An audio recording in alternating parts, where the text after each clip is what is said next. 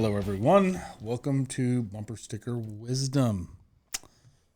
We have a spinoff called Bible Roulette. Check it out. Please, we have a lot of stuff going on. Check it out. Share it. Watch it. Help us out. Anywho, I'm Jason. I'm John. Yeah, help us help you, right?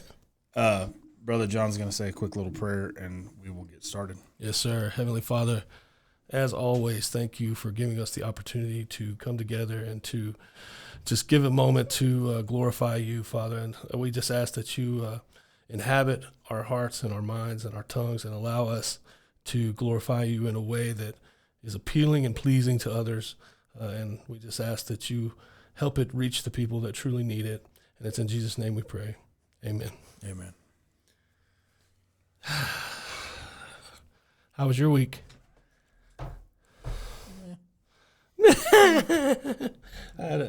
Yeah, mine too. It was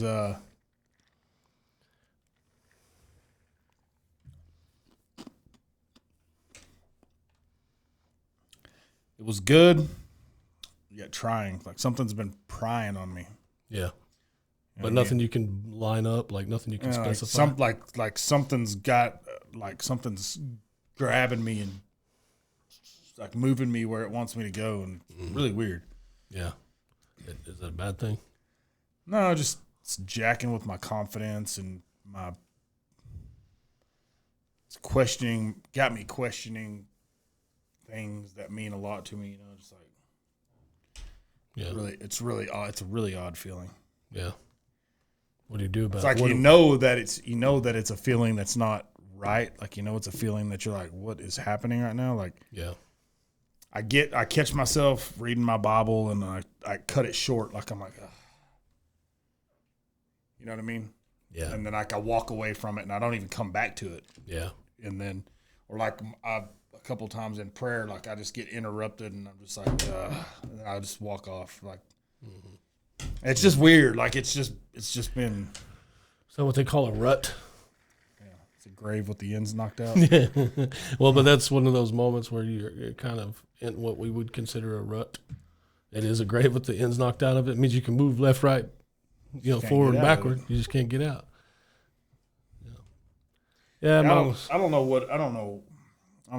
what you'd call it or what it is. It just is there. It's a heavy presence. Yeah. Life's good. Life's great. Yeah. There's not something to diagnose, and so there's nothing to treat. Yeah, it's just really weird. It's just a heavy feeling. I can vibe with that.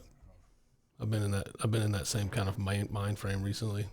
A lot of just like, I don't know, man. I wouldn't call it discouragement, so to speak. It just seems like, I don't know. Again, I don't know that there's a diagnosis either. It just seems like, I don't know. I was telling you earlier, like, I just hadn't had a real good attitude recently. You know what I mean? Yeah. We had a great conversation last week. It was a lot of fun, and talked about things that I don't normally want to talk about, but maybe that's some of it. Stuff like that's weighing on you, thinking about that and all that kind of stuff, and maybe it starts to feel like if some of this is like an exercise in futility, like there's no point to it. You know what I mean? Especially if we consider that the end is nigh. You know what I mean? If the end is near, then what's the point? Why are we doing this? Well, the truth of the matter is like,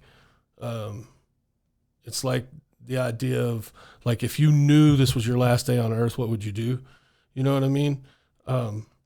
We have a mission to accomplish, whether tomorrow is the day or not. You know what I mean? I would do nothing. If it was my last time, I would do nothing. I would literally I would play it by ear, every single thing. I wouldn't schedule nothing. I wouldn't do anything. I would just float through my last day just once. If you knew that's what was going to be. This is it. And I told I talked to you about, or said something about it recently, to you about like how Jesus knew it was his last day and he chose to wash feet. You know what I mean? Which in that time was a pretty disturbing undertaking, I could imagine. You know what I mean? Because there was no there was no foot care, there was no pedicures, there was no shoes, there was no socks. You know what I mean? Like, I can only imagine how nasty feet were back then. Yeah, corns. Something like that, yeah. Why does it smell like corn chips in here? So, but, you know, it just, I don't know, man. It's free toes. It's free toes. I think that there is some of that like it kind of weighs on you a little bit. You start to wonder, like, well, what am I doing all this for? What's the point, right? If now's the time. Well, the point is I think, again, this is just me. I think the point is that it's a kind of a twofold thing. Number one, part of it, the pursuit is for you too, but every person that we could potentially help or bring to Jesus, or maybe help them understand a little something, or whatever will motivate them to want to come to the side of Jesus, or to come and see and like seek Jesus at any given point, like up till the last second, it's still part of our mission is to make more disciples. You know what I'm saying? So I think that that's part of it. Do we have any active listeners that started with this on the show? Do you know? Yeah, I'm sure I know of a couple. As far as like, there's not a whole lot of, this is something we've talked about, like there's not a whole lot of interaction, which is, you know, I think you just take it or leave it. Yeah. Kind of leave it at this point, just whatever. Well, the map is pretty wild. There's dots all over the stinking world. Yeah. And that can mean a number of things. Like sometimes that doesn't necessarily mean who they were legitimately there in that place. Yeah, because you get VPNs. Yeah. And you can say you're anywhere, and it's where it's going to show. Mm-hmm. So there's that, right? But it doesn't matter. There's a lot of dots on the map. We've continued to ask for communication, questions to be asked. There's somebody that constantly is commenting and stuff, and I think that I don't really pay too much attention to it, and that's not a good thing, or I don't bring it up a whole lot because it's Dad, right? Yeah. But Dad is always an active participant in our conversations, and like he's constantly like when he hears something that maybe we question or don't understand, he goes and does research and he'll comment stuff to us, you know what I mean? And I don't bring it up all the time. Maybe I should. But the other thing is like one of the things I'm finding is that we may be getting a lot more interaction through comments on Spotify and stuff like that. But because we're not using Spotify to do our thing, like it's not strictly through Spotify, it's through RSS, like our RSS account. I don't have access to those comments. I can't actually look at them. I have to go to the Spotify for creators to gain access, which we used to have. When we first started, that's what we were doing strictly was Spotify. And then we decided that it wasn't a good idea to kind of pigeonhole ourselves into one platform. Like we're not known enough to do that, right? So like we want to be in as many places as possible. Now, if Spotify wants to come to us and be like, hey, we'll pay you to be exclusive, then by God, we'll do it. You know what I mean? I'm sure, or something like that. But the truth of it is like, I think that does get a little bit discouraging, but there's definitely people that are listening, and there's definitely people that have listened from the beginning. Yeah. I'm just curious. Yeah. Just had that thought. Yeah. I get it. And all the things I've been questioning, this has been one that I've questioned too. Mm-hmm. It's like, why the hell are we doing this? Yeah. You know what I mean? I look at our videos, and I look at the likes, and I look at the comments, and I look at the plays, and I'm like, dude, I don't know if I'm just being biased or what, but I'm like, dude, some of these are like really good. We get like 25 freaking likes. Yeah. It's kind of heartbreaking. It's like, dude. Yeah. Well, it's not hitting the right places, right? You gotta. That's the whole point. Like at some point. And then I'll scroll like another video, and I'll see some dude like doing a stupid dance wearing high heels and a tube top, and he's got like 1.5 million likes, and I'm like, this dude's parading around. Yeah. In women's clothing. Yeah. How's it helping? What is that doing for society other than manipulating the youth into thinking that this is okay, this is proper? Yeah. You know what I mean? And here, maybe that's part of the struggle. Maybe that's why. But you can sure, like, I mean, you see it all the time. Like, I'll get random videos that'll pop up, and it'll start. If it's like a chick, like, moving seductively, I always look at the bottom and see who posted it, because I'm sure everybody's heard of Justin Danger Nunley. Mm-hmm. He always does. You know, his wife usually walks up like, "What are you looking at?" I like to see the end of those. Yeah. But if it's something else, I just flip past it. But I want to see what that reaction is. Yeah. But that dude will have like 500,000 likes. Yeah. Some of the stuff too, though, is like, how did they get there? Right? They didn't just start there, though. You know what I mean? Like, some of them have been on the platform since it started. Right? Some of them have been the content creators on TikTok have been there from the day TikTok started. Right? We've been there barely a year, just so you know. Like, then you scroll through and you go down to some of our older videos, and they're like, one of them has like 14 or 1,700 plays, like a ridiculous amount, and then like you go to like, and it's not even like a good, like it's a strictly just a straight up Bible verse, and then you go to like where we're actually interacting and having conversation, and it's like 25 plays. Do you think it's like like how it's set up? Like, hey, we want you to pay for. I think some of that, yeah, for sure. Want you to pay for promotion. Promotion. Yeah, for sure. I'm sure that's part of it. But also, you're never going to go or never going to be famous just strictly organic. Like, not famous. I don't want to use the word famous, because famous you will. Growth can be organic, but it takes a lot longer. Yeah. Right? And so we've talked about that before. But then you think about it, truthfully, like, anybody who is seeing the stuff, anybody who does like it, who thinks it's beneficial, if they will take and share it, or they will repost, or they will at somebody, you know what I'm saying? I mean, if another creator that's doing something similar to us were to latch onto it and repost it, you would instantly see a hit. Like, you would instantly see an increase, right? It hasn't happened yet, but that doesn't mean it won't. Yeah. You know, I think that this is a struggle. I think the question truthfully becomes, what is it worth it to you? What is it worth to you? Yeah.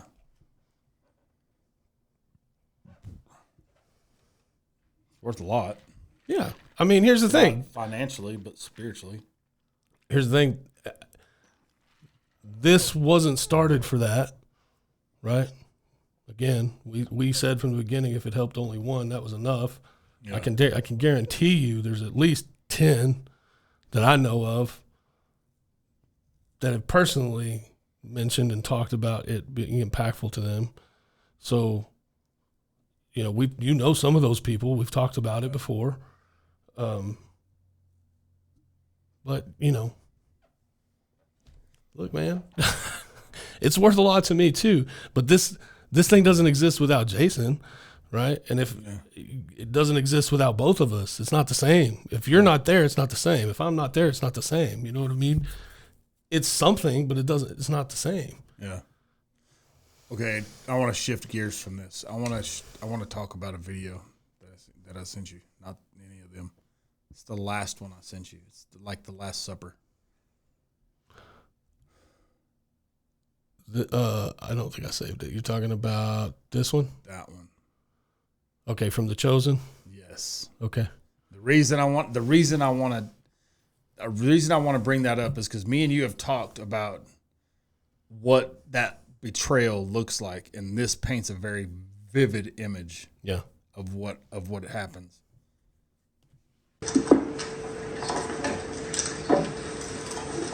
Lord, who is it? Is it Thomas? Was it Thomas?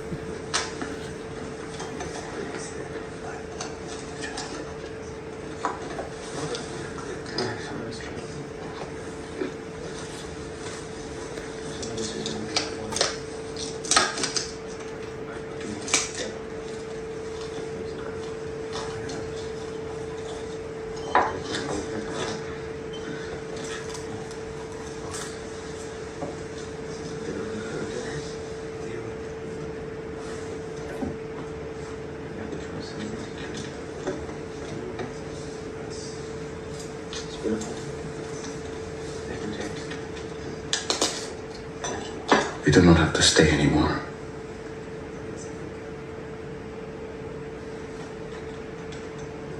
Judas.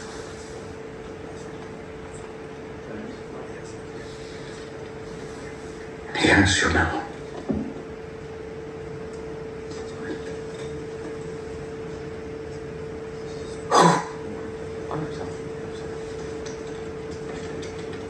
Not God.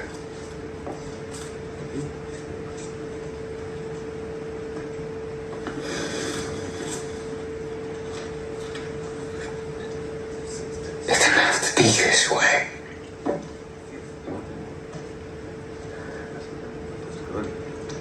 But you can still stop things from ending badly.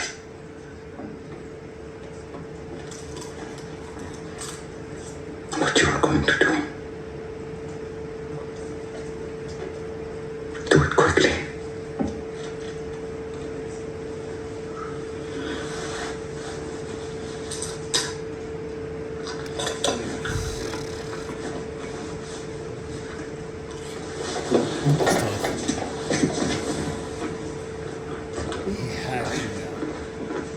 He says, "Who? Not Not God." God. And then whenever he says, or he says, "What you're gonna do quickly," and I mean, he's looking deep in that man's eyes, like he's Even Judas is like, "What?" yeah, he's not talking to Judas. Yeah. You know what I mean? He's scripturally speaking, it's I think he says like that. He basically says that the enemy has entered into him, and he's basically addressing the enemy at this point. Like, we all know why you're here. Go do what you're gonna do, right? And basically, you're taking Judas with you. This is before he actually betrays him, though. Right. This is at the Last Supper, is what that is. He knows he's going to betray him, but it hasn't happened yet. No, that's the next thing that happens. Well, Yeah. for Judas, they do the whole thing at the Garden of Gethsemane where the guys, he asks for them to stand watch with him, right? And he's praying off by himself, and it's at that point where he prays to let this cup pass from my lips. Basically, he's suffering at this point, and it's at this point where he starts talking about him sweating blood. Yeah, he's like, if He's there's any other way, Yeah, let it pass me Let it by. pass me yeah, by. whatever. But at the end of the discussion, let if this is your will, let it be done. it's your will, not mine. Yeah. Right. And then he gets mad at the disciples because they keep falling asleep. Can't you stay watch with me for even an hour? Yeah. Right. And then finally he's like, just fine, have your rest. And then here come the guards with Judas, and Judas betrays him with a kiss. Right. They greet each other. They used to greet with a kiss on the cheek. Yeah. Right. Yeah, because they don't know which one's Jesus. That's how he identifies him without saying, that's the man. He goes up and. Yeah. It's the one I greet with a kiss. Yeah. Yeah. There's a whole lot there. Like, it's one of the things like that I really truly appreciate about the series The Chosen is it just kind of gives life to it. It gives it more, it makes it a little more real. Does that make sense? Like it just makes, Brings out the human aspect. it does. It does. You can see why it would look that way. Yeah. Right. And you can understand why it would look that way. Knowing the character of Jesus, knowing the character of the men, right? Peter, Andrew, James, John, Judas, all of them, like Mark or Matthew, like you can understand that character. And He's a wormy little freaking turd, though. Yeah. Well, and again, what did we talk about? What was his thing? He was a money guy, right? He was a money guy, and so he was the treasurer for them amongst their little group. He was the one that controlled the money, right? So money got him, and that was his weakness, and that's how they got him. 30 pieces of silver. I don't know what 30 pieces of silver was worth then, but stands to reason it's worth a hell of a lot today. Yeah. So it probably was a lot then too. Depends on what a piece weighs. Touche. But 30 back then, one was probably the equivalent of A house. a house. Yeah. I mean, you probably could have bought it's like having your weight in gold. You're essentially You know what I mean? you're essentially rich. I don't know if that would make him I don't know rich. if you're rich, but you're doing right. very well. It's like it's like a year's salary almost, probably. It says that the 30 pieces of silver, after that, he takes that 30 pieces back because he's distraught after it happens. And he takes the 30 pieces of silver back, and they're like, no, you can't have it. Too late now. And basically sold him a piece of land for that 30 pieces of silver, and that's where he killed himself. And we've talked about that a couple of times. One says he's hung, one said he spilt his guts out on, like, he could have tried to hang himself and he fell. I don't know. I don't know the answers to all that. It would suck to be that dude. It probably isn't fun. I don't know what's going on with him now, but, you know. I'm just saying, like, temptation is going to be in all of us. It's a battle for all of us. And no one knows if they're that type of character, because that's a hypothetical situation. None of us are going to have to turn Jesus in. Yeah. But if someone's dangling $1 billion in front of you, let's say $1 billion, because, you know, that's $1 million. That's used to be generational wealth, you know. Yeah. They're dangling that in front of you, and like, all you got to do is just tell us where he's going to be at this time. Yeah. That's all you got to do. Yeah. Like, well, I know he's going to die anyways.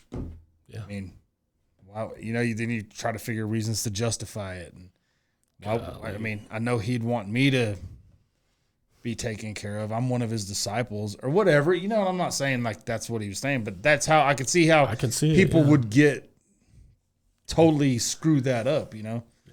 At that point, sitting there at the Last Supper, when Jesus looks at him and says, you don't have to be here anymore, and he says he has you now, that should have been enough where he was like, oh, shnikey. You know what I mean? Like, I've got to, this can't be how it ends. He already had a grasp. It was too late. It was probably it was too late by that point, right? He already had a grasp of it, or a grasp of him. He already had a hold of his heart. It's kind of like we saw with the whole Pharaoh thing earlier. Like, his heart was already given up. Yeah. Like, it's done. Like, there's no turning back at this point. You know, even though it hasn't been done, you don't think there's no way of changing it? I think it's possible, but I think that you know, okay, let's just think about me and you. You know, when you've made your mind up, it's up. Like, nobody's changing your mind. You know what I mean? People can try to convince you, but what's the likelihood that you're going to go back on what you said, like what you already decided? Yeah. Does that make sense? So it's not that it couldn't. It's just that it's done. Like, you know what I mean? You've already made the decision. Game over. Like, same thing like in my relationship. You know what I mean? I love my wife, and I trust her. I trust her guidance and her counsel, right? But when I've made my mind up, I've made my mind up. She really can't convince me otherwise. Yeah. You know what I mean? As long as I go to her before I've made my decision, you see what I'm saying? Yeah. That's what I'm saying. At that point, the decision was made. Yeah. He had already made the call. Yeah. Wow. Yeah. I think that, too, thinking you talked about temptation, that's a part of our story, right? We're going to be faced with it no matter what. And every time we give in to temptation, it's like we're driving the nails a little deeper, right? And so I think that's where the conviction for our sins and for our failures comes into play. And so, you know, we've heard Philip Anthony Mitchell talk a few times about, you know, if you can sin and not be bothered by it, you know what I mean? You're in a dangerous place. You know what I mean? I think what a lot of people fail to realize is that sin is very easy. It's a very broad scope. It's not just one thing. It's not just 10 things. It's not just 20 things. I mean, there's probably a million different ways that you can do this. Anything that immediately hits your moral compass and it starts going haywire, that you know it's wrong. Do you know what an idol is? Yeah. Right. People say it all the time. That dude was my idol growing up. Or I looked up to him growing up. Yeah. You know, and idolatry just is essentially putting something other than God on the throne of your life. Yeah. Like you're putting that above him. Like sometimes your spouse, sometimes other people, things, money, your own self. You know what I mean? Like there's a lot of things. Like it can be any number of things. And look, none of these things are bad in and of themselves. It's what place they hold in your life that's the problem. Yeah. Right? So when it gets to that level, whenever you're putting that stuff up there and it's like money 1, God 2, yeah, you're out of balance. Things are wrong. It's going to be wrong. Yeah. Right? And now you are worshiping something above God. Yeah. That's a sin. And that's more than likely the way we most likely sin more than anything is by putting other things before God. Yeah. Not that you can't enjoy those things. Not that you can't, like sports, right? We've talked about it before. It's not that you can't enjoy it. Not that you can't be entertained. It's not that you can't love it. But if that's more important than God, something's not equal. Something's out of balance. It's unequally yoked. Well, so like when it comes to sports and stuff, like it's almost like ritualistic. Yeah. Oh yeah. Every Sunday, go watch, NFL Today. Got to watch all the pregame. Game start at noon. Got to watch till Sunday night football's over about 10-ish, roughly. Yeah. Got to watch. You got game Monday. Then you got Monday. Then you got Thursday. You know what I mean? Yep. And if you're a college football fan, you got Saturdays. Saturday. Yeah. Yeah. Yeah, and I'm a college sports fan. Look, man, it's up to my girls. They won the Natty this year in softball. Like, I love the Texas Longhorns. I love sports, but I don't put them above God. And, like, if there's a moment where it's like, okay, you can either do this thing that you feel like God's calling you to do or you can do this, that's where it kind of gets to be a danger, right? So I'm not going to say I've never made that decision. I'm not going to say that I haven't made that decision recently, right? But I'm certainly finding out that I need to reconsider that. Yeah. You know what I mean? Like, he comes first. Yeah. My relationship with him comes first. And if my relationship is in danger, my relationship with him is in danger because I'm choosing other things, then I need to check myself hard. Yeah. Quick. Yeah. Because that's the most important thing. Yeah. But yeah, I mean, everything can be considered sin. Yeah.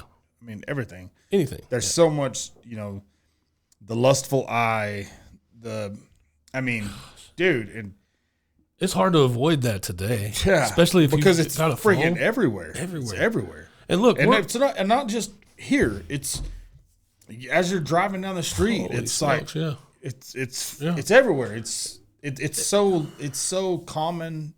It's so normalized now that it's on billboards. It's on. Yeah. Dude, I have like crazy ads pop up on my work computer. My work computer has never seen anything but the Warren Cat website. Right. You know what I mean? Right. Like, how is this popping? Yeah, what the? Yeah. I mean, and it's not like bad things. It's like, I don't know what this, it's some crazy app. It's like Chat Today. And it's like, there's like a chick like dancing. And I'm like, what is that, dude? And I get all freaked out. He's like, what is this doing on my computer? Like, why is this on my computer? Yeah. I'm going to get fired. Dude, I've stop that. Never one time, like, I look up maps, Warren Cat. How is this?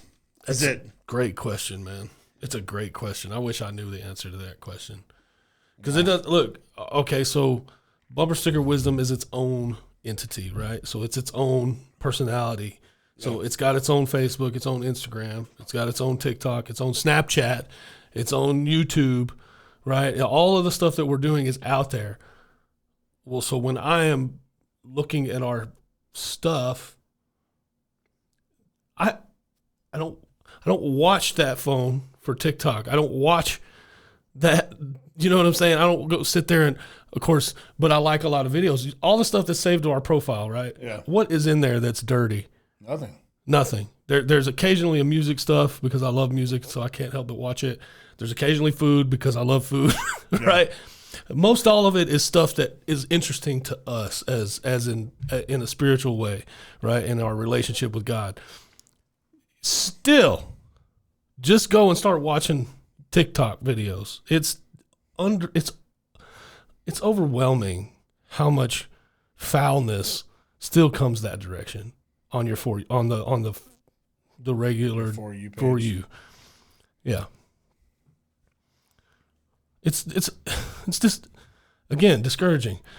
But our job is to be a light in the darkness. Yeah. Right? We are sitting on a hill, like we are the light of the world, right? So these places, we need to be there doing something positive. And you know what? The world doesn't necessarily want something positive right now. HIV positive. He got the herpetogonosyphilitis. Gonosyphilis. Oh my gosh. I'm sorry, that was stupid. It got me. Last week you got me with the Lorena Bobbitt thing. Bro. Can you see her like running around like a corn dog without the stick? You know what I mean? Like waving it around, like, I got you down. Like, bro, so you're like, yeah. You like that? Throws it in a hot dog bun, grills it up, and Do you feeds remember? it to you. Do you remember me, myself, and Irene? Yes. Well, look who decided to join the party. It wasn't for me. Oh my god. Yeah. He's all. Did you have fun with? Yes, and he's like shaking it, and she's like, we didn't use it on me, and he's like. Oh, it's so freaking terrible, dude. It's hilarious though. Anyway, you know that it's just interesting to me that's the reason it's out there is because most of what people are putting out there isn't necessarily got the positive frame, right? Yeah. And it's not that it's negative; it's just not clean, right? Okay. But by today's standards, and this is where people really got to watch out, because as a whole, we as people try to morph the word of God into, well, it doesn't necessarily say, we try to justify, well, times have changed. Clothing's a little more seductive. Yeah, but it's still a lustful eye. It's still, like, if you see some chick walk by and she's a bona fide 5, let's say. Like, she's a 5. She's basically a butterface. It's all good butterface. You know what I mean? Yeah. But she's got a banging body. She's wearing skimpy stuff, and she walks by, and you're not paying attention, but you just happen to catch a glimpse, and you're like, you know what I mean? Mm-hmm. That's the lustful eye. Like, it was that quick. It just... Well, like, okay, so I go to the gym 3 to 5 times a week, right, in the morning. And it's surprising. It's shocking to me how many girls are in there basically wearing Spanx, which are very short, very tight shorts, and a sports bra. I mean, you're essentially wearing a bathing suit to work out in. And, like, look, be comfortable. I get it. I understand. But there are times when you see it and, like, you question the motivation. Like, you know what I'm saying? Like, I feel like there's something there. You know what I mean? Like, you're not go. Dude, no, we got to see this video. Have you not seen the video? And the dude walks by and he's like, excuse me, ma'am. She's like, I got a boyfriend. And he goes, yeah, me too. And then he's like, your tampon's hanging out. Oh my God. She's shooting the video, dude. No. Oh my gosh. Oh God. Dude, you got to see this. This is what bumper sticker wisdom is for, right here. Dude, it's just funny because he's like, hey, like, he's trying to help her. He's like, ma'am, excuse me. No, did I pull it up first? Send it to me. Okay, that's it. This one? Yes. Watch. I have a boyfriend. Yeah, that's great. Me too. So just to let you know, you have a tampon sticking out of the back. She said, I have a boyfriend. He goes, yeah, that's great. Me too. He said, yeah, that's great. Me too. I just wanted to let you know your tampon's hanging out. That's freaking awful, man. But it's funny how he's trying to be help her. nice. Yeah. Just to be like, hey, like, hey, dude, you might, and I'm sure if she hadn't have approached it that way, he would have been way more subtle. Yeah, he'd be He like, would, hey. you need to go check yourself. Yeah. Real quick. But the way that she was like, I have a boyfriend, he goes, oh, yeah, great. Me too. Yeah. It's the assumption, right? It's the assumption that he was up to something or wanted something from her. And like, dude, I'm not there for that. I don't like when people try to talk to me at the gym. Whether I like have recognized them or people that I'm not friends with a lot of people, you know what I mean? So it's not like we're friends, but they try to come up like because they know who I am or whatever, and they try to come and talk to me. You have a very small circle. I do. I have a very small circle, but I don't trust a lot of people.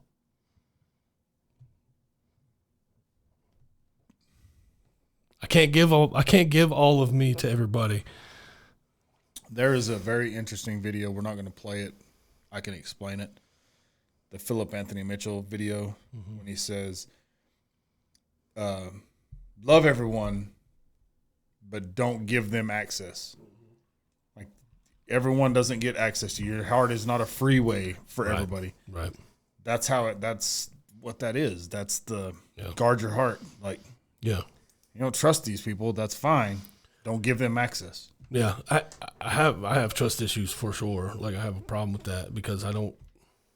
Well, you know, you get evidence proves out, right? Like you can only go off of what you know. Look, man, forging a relationship with anybody, for me, beyond just a casual friendship or a casual acquaintance, is very difficult. First off, take the word forge. Okay. When you forge something, it's not an easy task. It's heat and beat. Heat and beat. Heat and beat. That's what it is. It really is. It is.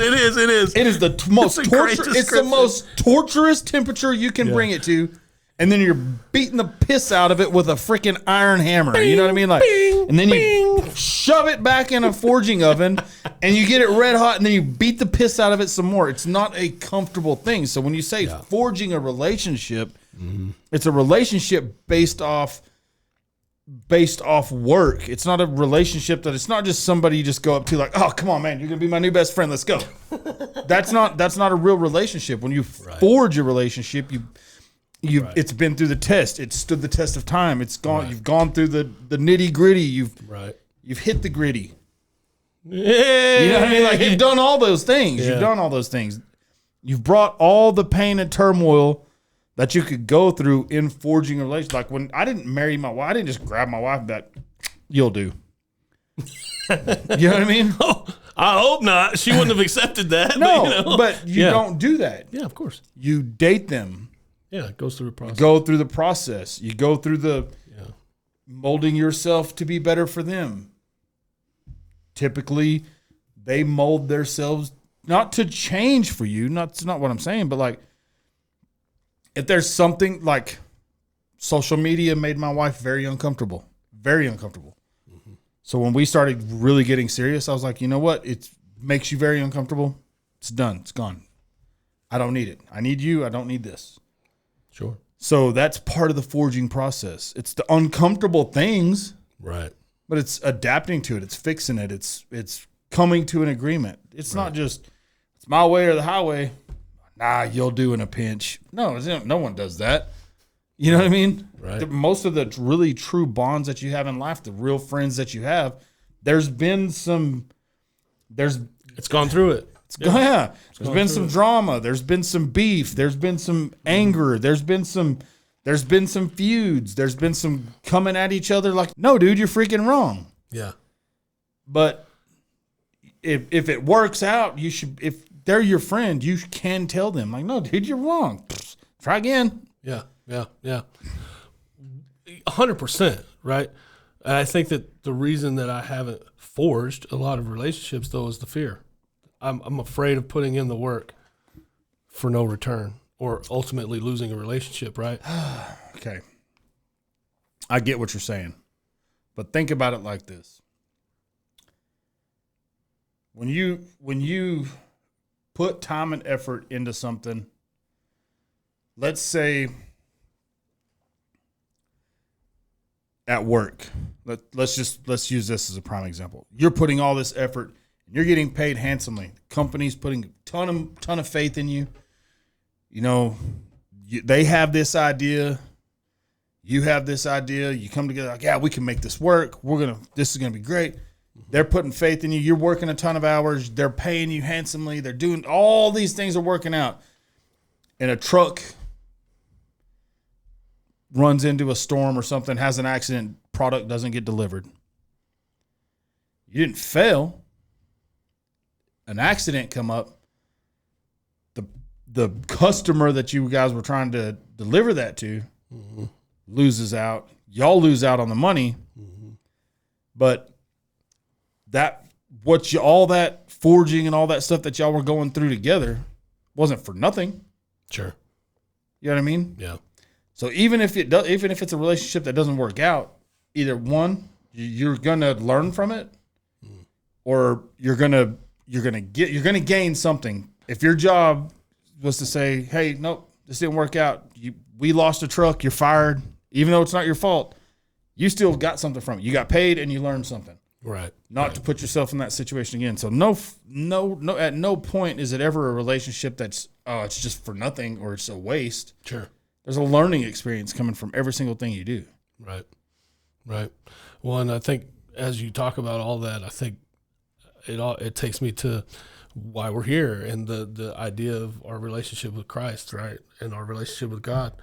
That relationship comes through struggle and pain and ping and ping and ping and ping and fire and ping and fire and ping. Heat and beat, like you said. It just made me laugh the way you described it. But have you ever seen, like, I don't know if there's a video, there's actually a couple videos floating around. He's like a true blue blacksmith. I mean, like he's forging, it looks like he's making like armor. Mm-hmm. And he's putting metal in there, and he brings it back out, and he puts it on an anvil. Wow. Mm-hmm. Bro, this dude's arm is as big as my head.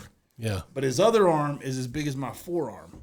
You know what I mean? Right. He looks like he's a master in the masturbation. You know what I mean? Like, this dude is Joey Swole on his right hand and freaking Finding Nemo in his left. You know what I mean? Yeah, but that's focusing on too much of one side, right? Yeah, but that's his job. That's what he does every day, dude. And like, it's crazy. It's crazy to think that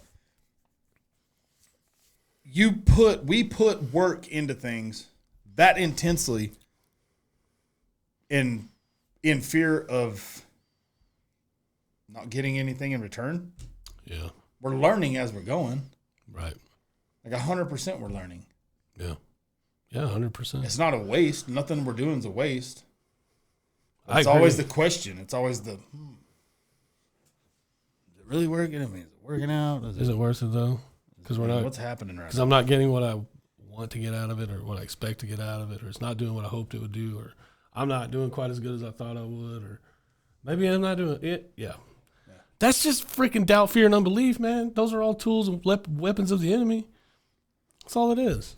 We know that. You know that, right? I know that. It's the same. All the stuff we're talking about is 100%. Like, we already know the answer. The crazy thing is like, we can't latch on to the answer. We latch on to the doubt and the fear and the unbelief, but we can't latch on to the answer. We already know the answer. Hey, this is something that you can take hold over. You can take power over that, because greater is he that is in me, Jesus Christ, the Spirit of Christ, than he who is in the world. And the world is everything else. The enemy is himself, is the world, right? The thing that wants to take you away from heaven, the thing that just wants to take you away from God, the thing that is jealous of you and me, all he's trying to do is steal, kill, and destroy. Yeah. Right? I know Philip Anthony Mitchell had something to say about the thief comes to steal, kill, and destroy thing about false teaching. That is a good one, but that's not the one that I wanted to send. That is one I sent you, but it's not the one you thought. It's not the one I thought I sent you. But you understand, it's like, look, anything can be good and anything can be bad, right? You want to know what's crazy, though? Go ahead. Most of what's really good for you feels bad. And most of what's really bad for you feels good. Isn't that weird? That's the sad truth. What is that? That is the sad What is it truth. about that? That's Why the is sad it like truth. that? Because what's good is sad truth. hard, Yeah. right? What's It's not good easy. is hard. It's not easy. But what's bad Super feels good, easy. and it's super easy. I don't have to do anything. I don't have to work Yeah. to do the bad things. I don't have to try to do the bad things. It's natural. That's your sinful nature, right? You remember that thing about the slave to sin thing? Yeah. That it's kind of where I'm going. Something that that I think you can kind of like hang your hat on with that conversation is it's like your walk. It should be so easy because it's so good for you. Right. But it's so hard and you battle so much all the time. Like I battle it daily. Like, am I doing the right things? Am I enough? And like, okay, it was the sin. The ultimate price was paid once for all time, and yet still I sit and question my worth. Am I doing enough? Oh man, I haven't read my Bible today. I really need to get in that. I mean, it's not something I can do that's going to save me. Yeah. And it should be so easy, yeah. but it's so hard because it's the one thing that's it's the best thing for you. Look, there's a whole lot of things that are good for you: vegetables, meat, dieting, exercise. Those are all things that are like great for you. But Jesus is the greatest of all greats. That's the one thing that you cannot be anything without. There's nothing tops it. Nothing. Nothing. Yet that's the one that we are so quick to be like, man, that's hard. That's hard. But if you can diet and you can exercise, you can be a follower. Because those 100%. things take discipline. 100%. Yeah. But what you're reaping from that diet and exercise is attention and physique and appeal and like you're getting all these crazy things. What you're getting when you're an avid follower of Christ, you're getting salvation. That's not a tangible thing. It's not something that you can reach out and touch. That's not something that you can see. You know what I mean? Yet. But that's the thing about it. Like that should be, if you can do all these things, if you can be disciplined to do all these other things, you can be disciplined to be a follower, 100%. To be a believer, to be spiritually attached, to be in your prayer life, to be in the book of, be in the Word of God, to be there for your fellow man, to love and honor each other. And you should, if you can do dieting dieting and exercise is two of the hardest things I've ever had to do in my life. Mm-hmm. They suck. They suck. Suck start a Harley. They suck so bad. Like this. They suck. They suck. I love you, bro. I don't know where you come up with it, but I love you, bro. He said suck start a Harley. Oh my God. They do suck. Right? And anything that's good for you is hard to do. Anything that's good for you is hard to do. Takes discipline. Discipline is the worst, right? We talked about that recently. If you can be disciplined in that, you can be disciplined in your walk. You can be disciplined in your journey. I'm horribly guilty of that. I'm so disciplined in a lot of things. I make sure, I'm up at a certain time. I make sure that my home duties are done. I make sure my husband duties are done. I make sure my fatherly duties are done. I'll make sure my parents their things are taken care of. I'm very disciplined in all these things. And then yet the one thing that is the best in the world for me is the hardest for me to be disciplined at. Yeah. How stupid is that? I understand that. And I think too, a lot of times we fall into the trap of time. I don't have enough time. And this is going to sting because it stings for me to say too. Look, if it's important to you, make time for it. It's that simple. I don't care what it is. Time is one of those things that, okay, I'll put it this way. When you're laying there on your deathbed, no one has ever said, I wish I would have worked more. Choosing what to do with your time is very important. 100%. Nobody's going to say, yes, ultimately the end goal is to provide, to live comfortably, to do all these things. And you need time to do that because time is money. 100%. Got to have it. Gotta have it. Yeah. But to center everything around it, when you're on your deathbed, when you're laying there, you're never going to be like, I wish I would have worked more. Damn that vacation. I wish I would have worked more. Yeah. Let me ask you a question. This is on topic, but off the topic. If today were that day and you were reflecting on yourself and reflecting on life, what are some things that you would wish you had done more or be thankful that you did do? Things that I wish I would have done more of. There's one thing that I feel like I have the personality for. I just don't have the courage to do. And that is to be in some kind of ministry at the church. Like I feel like I have the personality for that. Like I'm approachable. I get along with people. I just don't have the courage to do that. I'm not confident enough in where I stand to do that. That's one thing that I know I'm going to wish I would have done. Like, dude, who cares? Yeah. Shoot for the moon. Yeah. You know what I mean? Aim for the stars, land on the moon. Who cares? Yeah. You know what I'm saying? One of those kind of things. At least you're not here. That kind of situation. One of the things that I'll really wish I wouldn't have spent so much time on is dwelling on the things that I did in the past. Ooh, preach. The things that don't define me anymore, but I still let them because I'm dragging them around. We talk about digging up your skeletons and I'm playing with them like puppets, that kind of thing. Yeah. Like that's the thing that I really is gonna haunt me. That I let those things that I've already been forgiven for, that I've already put behind me, but I can't quite shake. Yeah.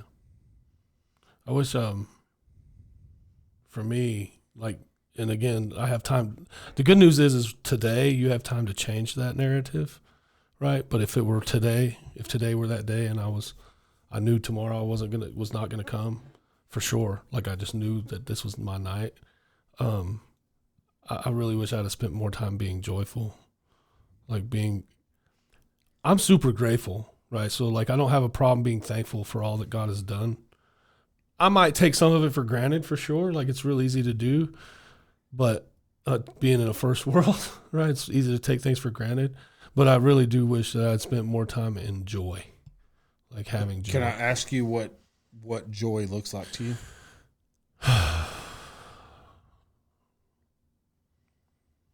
A lot lighter. I've walked around with a chip on my shoulder for a long, long, long, long time. And so to me, that's just a weight-bearing thing, right? And it's joy is not always what it appears to be. Mm-hmm. Some of the happiest people, some of the most joyful people that you will ever meet are people that take their own lives.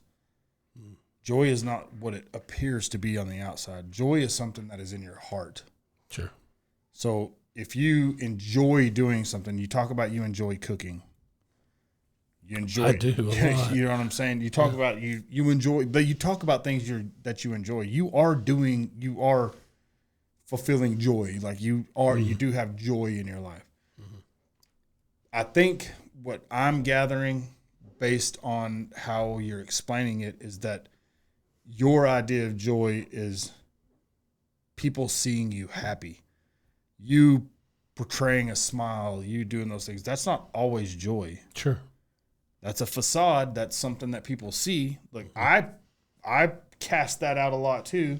Outward joy. Yeah. Yeah. But on the inside, I'm not.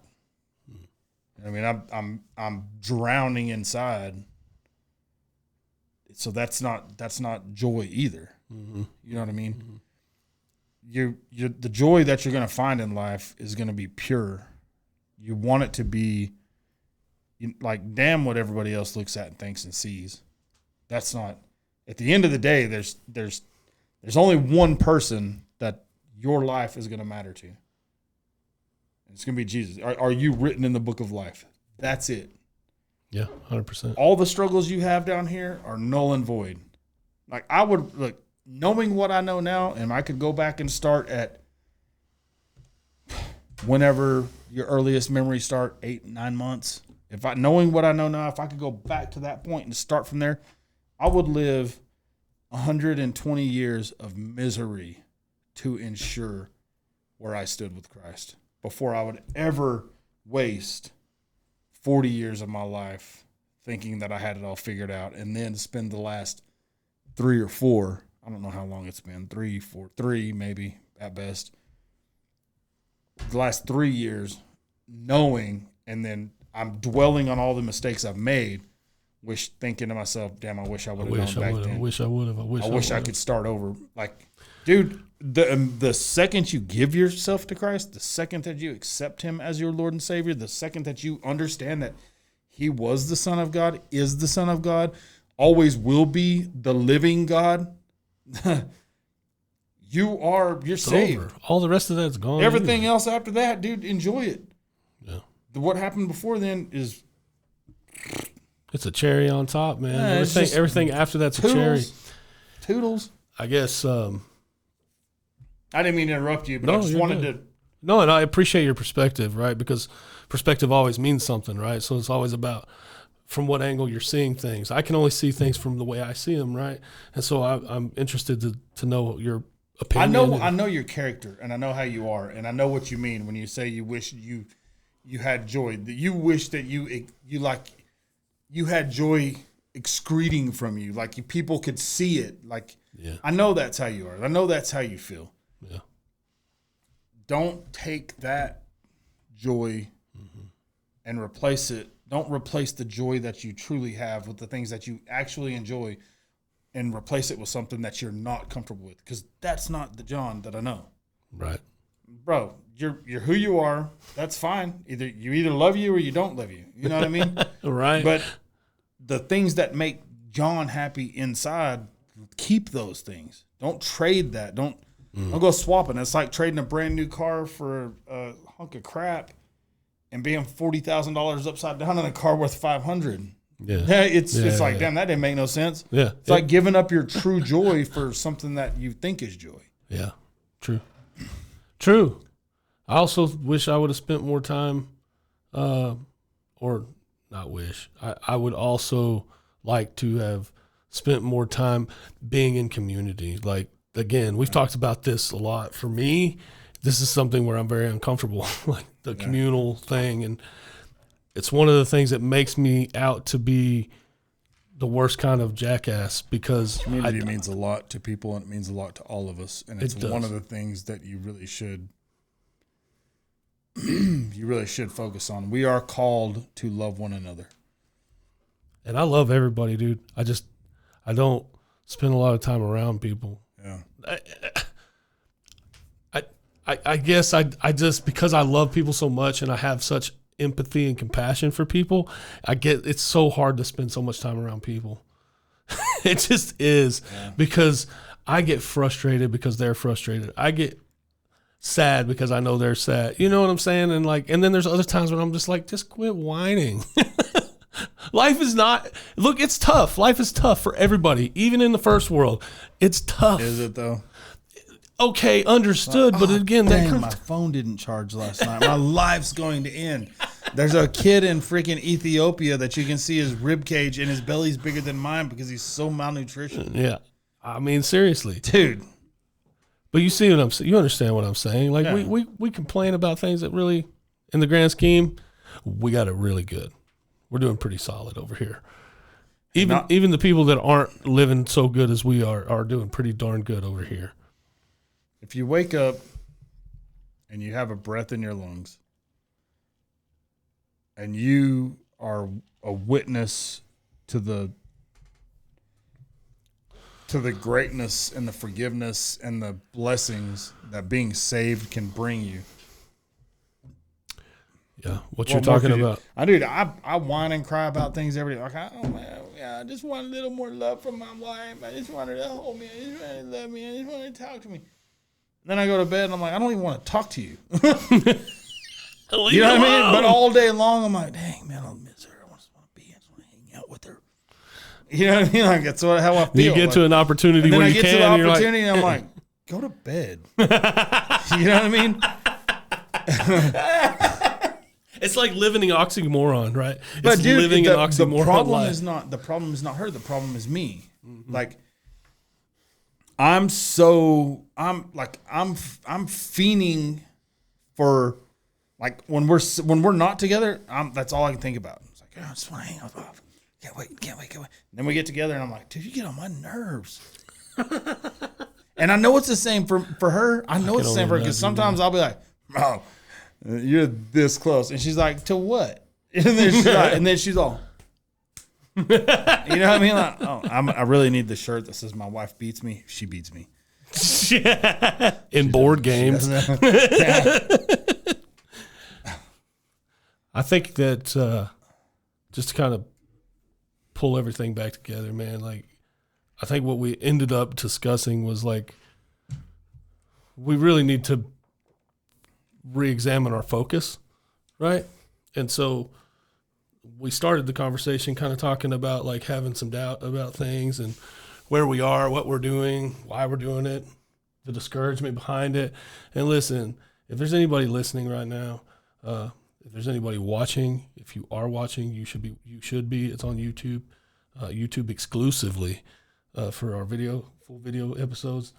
Nice little plug. If you're listening, we would really appreciate you to reach out to us. We have an email, we have an Instagram, we have Facebook, we have TikTok, we have Snapchat, we have all the things. Bumper Sticker Wisdom has its own life, and we're the ones here trying to field it, and we want to talk to you, and we want you to not only challenge things that we talk about, but have questions or ask for prayer or whatever. We're not going to out anybody, or we're not going to try to make fun of you or do anything like that. We have a little bit of fun, and we talk about silly things that we find funny on videos and stuff like that, but we're not here to hurt anybody. Yeah. We're here to love you. And look, if you want to make fun of my goofy beard or something stupid like that, come on, it's cool. I'm fine with it. Like, it doesn't hurt my feelings. I laugh at myself too. We laugh at ourselves all the time. Y'all don't listen? Come on. But all the stuff is out there, man. You can reach out to us. I haven't mentioned the email. Oh, I didn't tell you this earlier. I got really excited for about half a second earlier. That phone rang. We've talked about that too. Don't call. Ain't nobody gonna answer. But it rang, and I was like, do I answer this call? Answer it. Or just leave it? Answer it. I didn't answer it. We've got all of the different ways that you can communicate with us, and we really would like for you to. I do want to shout out Pops for constantly commenting, and we'll do a better job of discussing the things that he comments. He mentioned some stuff about the history of the Bible from one of our previous episodes recently that was interesting, and I appreciate him taking the time to go and do some research and stuff like that. But other than that, the mission is the mission, and it doesn't change. And I want to make sure that we stay consistent and persistent and recognize that our focus is on the wrong things if we're thinking that, well, maybe this isn't for us, or maybe this is what we should be doing. I think that God has a plan, and I think that as long as we stay on the path, we will reach right there. We will reach where He designed for it to be. It says, we make our plans, but God directs our steps. That's one. Number two, it says, I'm convinced that the purpose that was laid out for you will come to completion, right? Like, it's going to be completed at the day of Christ's return, one way or the other. And I just want to bring as many people as we can. And we want to be in relationship with people. And I'm learning how to be in community every single day. I'm certainly better today than I was even 2 years ago, but still not quite there yet. What do you call a priest that becomes a lawyer? Oh, no. A judge? Father-in-law. Father-in-law.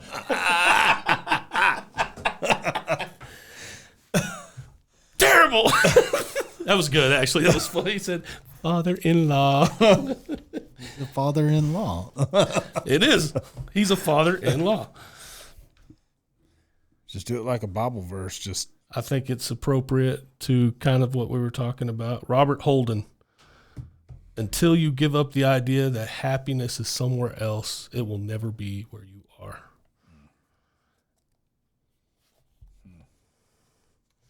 I'm not talking to John Traylor at all. We're past halfway through our second year now. That's episode 79 today. That is 27 into this year. We're creeping up on that 100 episode mark. Oh wow. Wow. Listen, if you guys are checking us out, please continue to do so. Reach out to us, help us out. We're not talking financially. We don't need any of that from you guys. We need some input. We need some guidance. This show works best when it works for everybody, and the only way it will work for everybody is if everybody helps us, like pitches in, like give us some pointers, give us some words of advice, help us to be better for you guys. Man, this is not something that we're just doing for ourselves. We're doing it for everybody, and we're doing it for our Lord and Savior. So thank you so much for being a part of the show. For Bumper Sticker Wisdom, I'm Jason. I'm John.